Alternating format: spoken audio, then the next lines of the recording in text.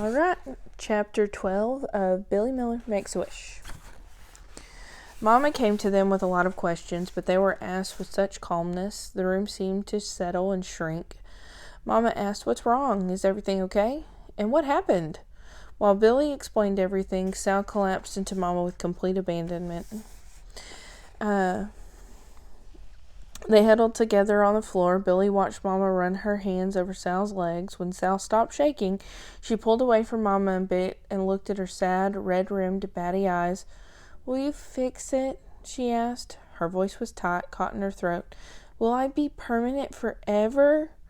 Mama laughed gently. "No, sweetie, it's okay. Everything is okay. Remember, things usually aren't as bad as we think that they are." "Are you mad?" asked Sal, trembling again. Billy waited for Mama's response without breathing, because this is what happened on his watch. He felt partially responsible. "Of course not," said Mama. "That's good," thought Billy. "Well, what's going to happen?" asked Sal. "The label says permanent," Billy offered, trying to be helpful. "Look," he said, holding up the marker for Mama to see. He thought it was important information. Proof. Mama nodded to Billy and then turned back to Sal. "Your legs are very colorful," she said. "Are you sure you don't want to keep them the way that they are for a while? You could show Papa when he comes home." "No," said Sal. "They're ugly." "Well, then we'll do a little scrubbing. Maybe a lot. Don't worry." "Will it hurt?" asked Sal. "No," said Mama. "Will there be a happy ending?" asked Sal. Mama smiled. "Yes." For a while, though, it seemed like there would be no happy ending. First, Mama tried to clean up Sal's legs with regular soap and water in the bathtub. That worked a little. Next, Mama tried a scrubbing mixture of salt and water on Sal's legs with a dishcloth. That worked a bit better. Then Mama tried rubbing alcohol. That worked best. The rubbing alcohol didn't return Sal's legs to their natural condition, but Billy thought they looked pretty good. Now they were spidery, purplish marks covering them, but the marks were faint. Billy wouldn't say it out loud, but part of him was a little disappointed that the marker wasn't really permanent. He thought it was false advertising. That he did say was that Sal's legs looked like they had crooked crossword puzzles printed all over them. This was not a good thing to say. Sal started crying again. Billy tried once more. "Well, Sal, you look kind of tough. Like you were in a fight and got all bruised up." Excuse me.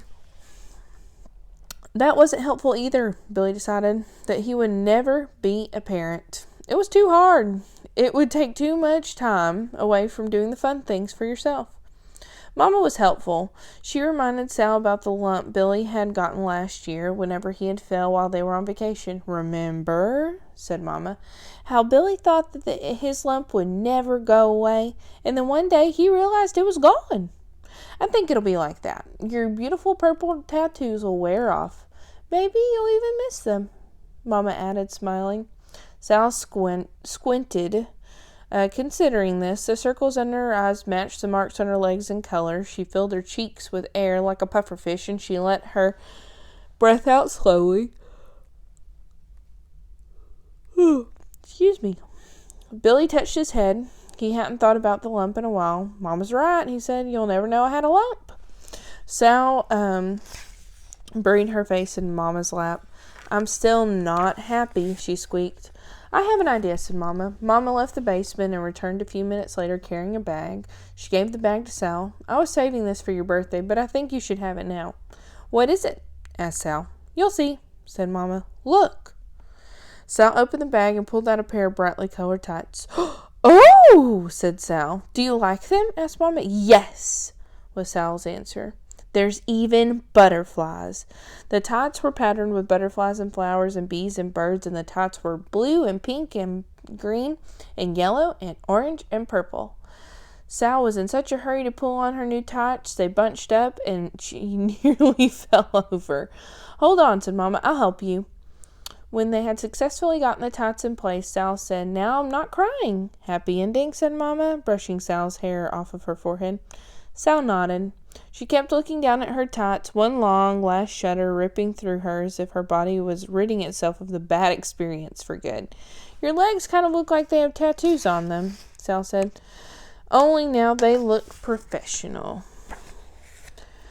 And I can take them off when I want to, said Sal, or I can keep them on forever. Sal's energy had drained away, but now it was restored. She marched around the room proudly and joyfully. That night, when they called Papa, enough time had passed that everyone seemed to find the tattoo incident funny and interesting. "It sounds like you're having an exciting time without me," Papa said to Billy. There was that word again, exciting. He was starting to hate it. Was it possible to hate a word? "Are you having fun, Papa?" asked Billy. "Yes, I'm learning glass blowing and welding. You'd like it." Neither spoke for a moment. Then Papa said, "Hey, did you forget?" "Forget what?" "I thought you were calling me Dad."